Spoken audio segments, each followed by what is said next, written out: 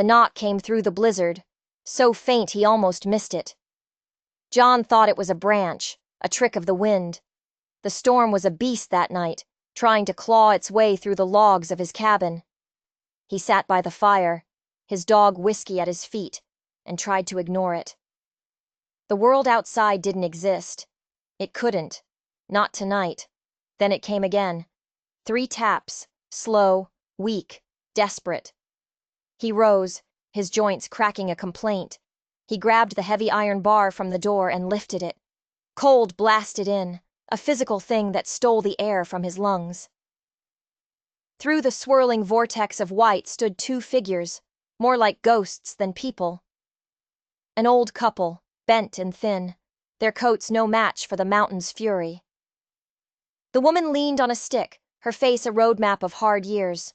The man beside her trembled, holding a worn hat to his chest like a prayer. Her voice was a whisper, almost lost to the wind. "Can we have your crumbs? We haven't eaten in 3 days." John stared. He saw their eyes, sunken but clear, flick past him to the fire, to the warmth, to the half-eaten loaf of bread on his table. A part of him, a part he thought had died years ago, screamed at him to open the door wider, to let them in, to give them everything. But the mountain had taught him a harder lesson. Kindness was a luxury, a weakness. He had learned that lesson as a boy, kneeling over his own frozen horse at a stranger's door. He had been turned away. He had survived because of it. It made him hard. It kept him alive. He heard the words leave his mouth before he even thought them, a voice rough from disuse. "Not today." He shut the door. Not fast, but slow. The click of the latch was the loudest sound he had ever heard. He leaned his forehead against the cold wood, listening, waiting for the sound of their footsteps crunching away into the storm. But there was nothing, only silence. Then a soft thud against the door, as if something had fallen. He ignored it. He told himself they were moving on. They would find shelter somewhere else. They had to. He sat back down at his table, the bread suddenly tasteless in his mouth. Whiskey whined, his head cocked toward the door. "Hush," John grumbled, but the dog just stared at him, its eyes full of a simple question he couldn't answer. He couldn't shake the image of their faces, the hope in their eyes, and how it had died when he spoke. The fire sputtered, the shadows on the wall danced, and for a moment they looked like 2 figures, huddled together in the cold. He shook his head, angry at himself. He was a mountain man. He was a survivor. He had done what was necessary. But when he finally got up to bank the fire for the night, he saw it.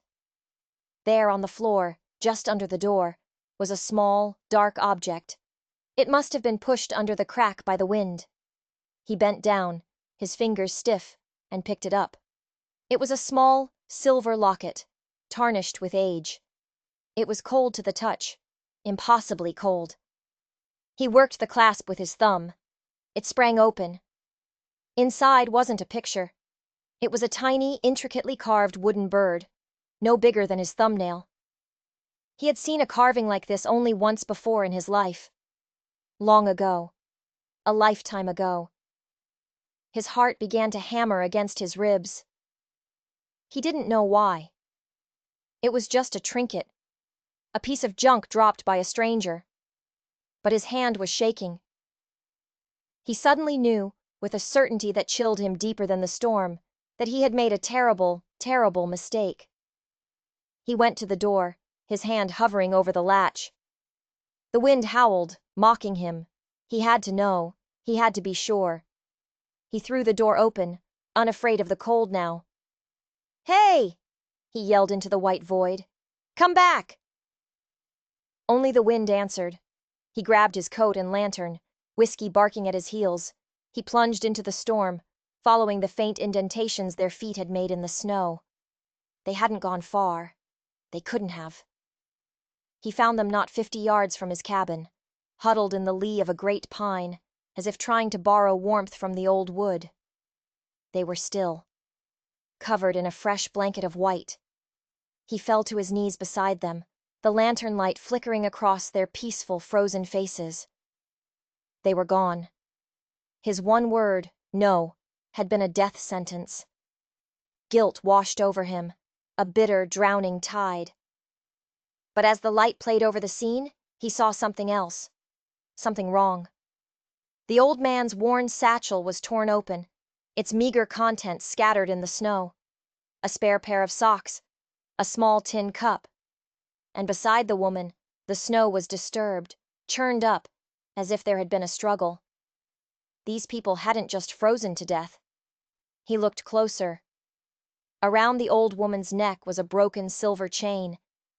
The locket he held in his hand would have hung from it perfectly. Someone had ripped it from her neck, but they had dropped it. They hadn't just been turned away by him. They had been robbed, left to die. A cold, hard fury began to burn through his grief. He had closed his door to them, and in doing so, he had fed them to the wolves. He gently brushed the snow from the old man's coat. Tucked into an inside pocket was a worn leather wallet. He opened it. Inside was a single folded piece of paper, an old letter. The ink was faded, the handwriting delicate. It was addressed to Martha, the woman who ran the inn down in the valley. It was signed, "Your loving father." John's blood ran cold. Martha. The one person in the world who had ever shown him a kindness he didn't deserve. The woman who gave him bread and asked for nothing in return. These were her parents. They had been coming to see her. They had gotten lost in the storm. They had knocked on his door, and he had sent them to their deaths. The guilt was a physical weight now, crushing him. But the rage was there too. A clean, sharp rage. Someone else had a hand in this. Someone who walked these same mountains. Someone without a shred of mercy. He looked down at the tiny wooden bird in the locket. He knew who carved things like this. There was only one other person he'd ever known with that skill. A man from his own past. A rancher. The same rancher who had turned him away as a boy. A cruel, greedy man named Silas. Could it be? After all these years? John stood up. The wind whipped his hair across his face. He knew what he had to do. He would not leave them here. He would carry them back to his cabin, and then he would carry them down the mountain. He would take them to their daughter, and then he would find the man who did this. He would find Silas. He wasn't just a survivor anymore. He was a witness. And judgment was coming to this mountain. He gathered the old man into his arms. The journey back to the cabin was the hardest thing he had ever done. Each step was an act of penance. He was no longer just John, the mountain man. He was something else now. An instrument of a justice that had been delayed for far too long. He laid them by the fire, side by side, and covered them with his own blanket. He sat between them all night, the silver locket cold in his hand, the wooden bird feeling like a lead weight. He didn't sleep. He watched their faces in the firelight and saw all the ghosts of his past. By morning the storm had broken. The world was silent, white, and unforgiving. He built a rough sled from split pine, his hands sure and steady. He secured the bodies of Martha's parents, wrapping them carefully. Then he went back inside. He looked at the half-eaten loaf on his table. He picked it up, and for the first time, he didn't see it as fuel for his own survival. He saw it as a promise he had failed to keep. He took the loaf and broke it in two. He placed one half on the sled, between the old couple. The other half, he put in his own pack. He closed the cabin door behind him and did not look back. The long walk down to the valley had begun. He wasn't just bringing the dead home. He was bringing the truth. And he knew, with a certainty that settled deep in his bones, that before this was over, there would be a reckoning. The mountain had taken 2 innocent souls. Now it was time to give one guilty one back. The sun was a pale disk in the sky as John pulled the sled down the winding trail. The silence of the mountain was different now. It wasn't peaceful. It was heavy. Accusing. Every snap of a twig under his boots sounded like a judgment. He reached the valley as dusk began to bleed purple and orange across the snow. The lights of the town twinkled below, warm and inviting. But to John, they looked like 1,000 tiny eyes, all watching him. He didn't go to the main street. He cut around the back, toward the stables behind the inn. He couldn't face Martha yet. Not like this. He needed a moment. He needed to think. He slid the sled into the quiet darkness of the stable, the air thick with the smell of hay and horses. He stood over the two figures, his breath pluming in the cold. What was he going to say? How could he tell a woman whose only kindness he had ever known that he was the reason her parents were dead? "John? Is that you?" The voice made him jump. Martha stood in the stable doorway, a lantern held high, her face etched with worry. "We heard the storm was bad up on the ridge. I was worried." Her gaze fell upon the sled. The question died on her lips. She moved forward, her steps slow, hesitant. She already knew. A mother, a daughter she knew. She knelt in the hay, her hand trembling as she pulled back the edge of the blanket. A sound escaped her, a soft, broken thing that tore through the silence of the stable. John felt a knife twist in his gut. He had caused this. His one moment of hard-hearted selfishness had led to this bottomless ocean of grief. "My parents," she whispered, her hand stroking her mother's frozen hair. "They were coming. For the holidays. They wrote they were coming." She looked up at him, her eyes swimming with tears, but they weren't accusing. Not yet. They were just lost. "What happened?" John's throat was tight. The truth felt like swallowing glass. "The storm. They lost their way. They came to my cabin." He had to force the next words out. I turned them away." He waited for the anger, the hatred, the slap across the face he so richly deserved. But it didn't come. Martha just stared at him, a strange, unreadable expression on her face. Then she looked back at her parents. She saw the torn satchel. She saw the broken chain around her mother's neck. "This wasn't just the storm," she said, her voice suddenly flat, cold. John pulled the locket from his pocket. He opened it and held it out. "He dropped this." Martha took it. Her breath hitched when she saw the tiny wooden bird inside. "My father carved this for me when I was a girl," she whispered. "He carved one for my mother, too. He was so proud of them." She closed her hand around the locket, her knuckles white. "Who did this, John?" "I think it was Silas," he said, the name tasting like poison. "The rancher on the North Ridge." Martha's eyes hardened. "Silas. He's been trying to buy their land for years. They always refused. He's a monster. He tried to run my husband and me out of this valley when we first opened the inn." So it wasn't a random robbery. It was greed. Cold, calculated murder. "There's no proof," John said, his voice low. "It's just my word, and my word. It isn't worth much." "Your word is enough for me," Martha said, getting to her feet. She was no longer just a grieving daughter. There was steel in her voice now. "But the sheriff. He's in Silas's pocket. He won't do anything." They stood in silence for a moment, the enormity of their task settling over them. They were two people against the most powerful, ruthless man in the valley, a man who had already killed twice. "He won't get away with this," Martha said, her voice a low vow. "I don't know how, but we'll make him pay." John looked at the half a loaf of bread still sitting on the sled. He remembered the other half, safe in his pack. An idea began to form in his mind. A strange, quiet idea. It wasn't about rifles or revenge. It was about something else. "Feed the living," Martha had told him once before. "That's how you bury the dead." "We can't fight him with force," John said, thinking aloud. "He has money and the law on his side." but we can fight him with the truth." "What truth?" Martha asked. "That he's a killer?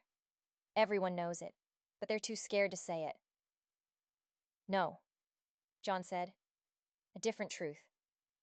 He reached into his pack and pulled out his half of the loaf. He broke off a piece and held it out to her. "The truth of who we are and who he is." He explained his plan. It was simple, it was quiet, and it was dangerous. But as he spoke, he saw a flicker of hope return to Martha's eyes. That night, John didn't sleep in the stable. Martha insisted he take a room at the inn. He lay in a real bed for the first time in years, but sleep wouldn't come. He kept seeing the faces of Martha's parents. He kept feeling the cold weight of the locket in his hand. Before dawn, he was up. He didn't go back up the mountain. He went to the inn's kitchen. It was warm, filled with the smell of yeast and spices. Martha was already there, her face pale but determined. Together they began to bake. They didn't talk much. They just worked, their hands moving in a silent rhythm of grief and purpose.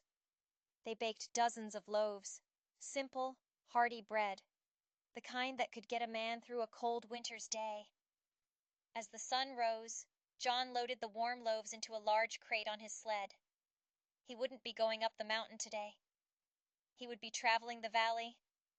He stopped at every isolated cabin, every struggling farm, every lonely shack on the outskirts of town. The same places where people lived in the shadow of Silas's greed and fear. At each door, he left a loaf of bread. He didn't knock. He didn't leave a note. He just left the bread, a silent gift, and moved on. By noon, the crate was empty. He returned to the inn, his body weary but his mind clear. He didn't know if his plan would work. He didn't know if it was enough. But it was a start. It was a seed. The next day, whispers started in town. People waking to find fresh, warm bread on their doorsteps. No one knew where it came from. They called it a miracle. The ghost bread. John and Martha baked again the next night, and the next. Every morning, the ghost bread would appear. It became a symbol. A quiet act of defiance against the harshness of the world, and against the man who embodied that harshness. Silas heard the whispers, too. He rode into town, his face a thundercloud. He demanded to know who was giving away free food. "Charity makes men weak," he snarled at the sheriff, who just nodded dumbly. But something was changing in the valley. The fear that had held people in its grip for so long was beginning to crack. The simple, silent act of kindness was more powerful than any threat. It reminded people that they weren't alone, that they were a community. One evening, a young trapper, whose family had received the ghost bread every morning, came to the inn. He spoke to Martha in a low voice. He had been up on the North Ridge, checking his lines, the day of the blizzard. He had seen Silas and two of his men riding away from the area near John's cabin. He hadn't thought anything of it then, but now, with the whispers about Martha's parents, he wasn't so sure. It was the first crack in Silas's wall of silence, the first witness. John knew it was time. The next phase of his plan had to begin. He baked one last batch of bread with Martha. But this time, he tucked a small, hand-carved wooden bird into the wrappings of one specific loaf. A bird that looked exactly like the one in the locket. He took that loaf himself, not to a poor family's cabin, but to the front gate of Silas's sprawling, ostentatious ranch. He placed it on the gatepost, in plain sight, and walked away. He didn't have to wait long. That afternoon, Silas rode down to the inn. He wasn't blustering or threatening this time. His face was pale. He stormed into the common room, where Martha was wiping down tables. John was sitting in a corner, waiting. Silas threw the loaf of bread onto a table. The carved bird fell out. "What is the meaning of this?" he demanded, his voice shaking with a rage that didn't quite cover his fear.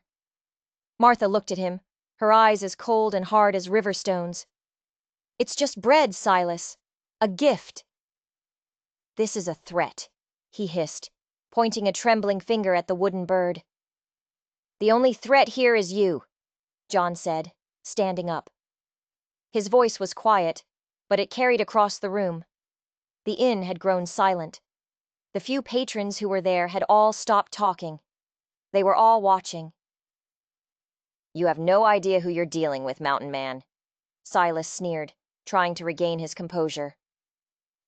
"I know exactly who I'm dealing with," John said. "I'm dealing with a thief and a murderer. I'm dealing with the man who killed Martha's parents for their land." A collective gasp went through the room. The accusation hung in the air, sharp and deadly. Silas laughed, a harsh, ugly sound. "You're insane. You have no proof." "I have this," John said, and he held up the silver locket. Silas's face went white. He stared at the locket, then at the small wooden bird on the table. He was trapped. "That proves nothing," he stammered. "Maybe not to the sheriff," John said, "but it's enough for the people in this valley." He turned to face the others in the room. The trapper was there. So was the widow whose land Silas had tried to steal last spring, and the farmer whose water rights he had diverted. One by one, they stood up. "I saw you, Silas," the trapper said, his voice clear and strong. "Riding away from the mountain that day." "You threatened to burn my farm," the widow added. "You stole my water," the farmer said. The dam of fear had broken. The truth came flooding out, a torrent of grievances and accusations that had been held back for years. Silas was surrounded, not by weapons, but by the faces of the people he had terrorized. He looked from face to face, seeing no fear, only a cold, hard resolve. He was finished. His power, built on fear and intimidation, had crumbled to dust in the face of a simple loaf of bread. He turned and fled, stumbling out of the inn like a man who had seen a ghost.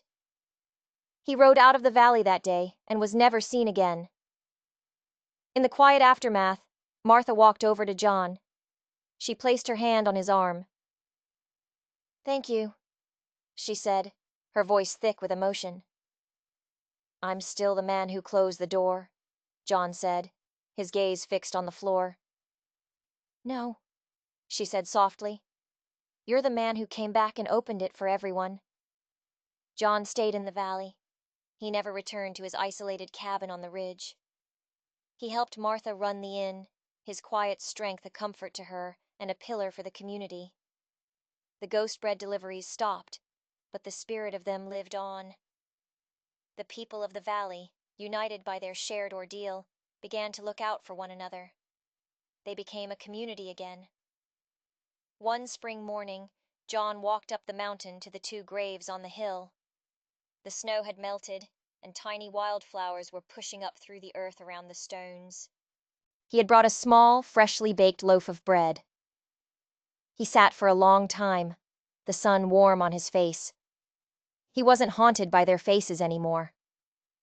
He thought of them not with guilt, but with a quiet gratitude. They had knocked on his door seeking crumbs, and in the end, they had given him a new life. He had spent years believing that mercy was a weakness, but he had learned the hard way that it was the only thing strong enough to heal a broken heart and a broken world. He finally understood that he hadn't saved the valley. In the end, the valley, and the memory of two old strangers, had saved him. The story of the mountain man and the ghost bread became a legend in that valley, a reminder that even in the coldest, darkest winter, a single act of kindness can be enough to bring back the light. It proves that our worst mistakes don't have to define us. It's what we do next that truly matters. If you were moved by John's story of redemption, don't forget to like this video and hit that subscribe button for more tales of incredible people who refuse to be broken.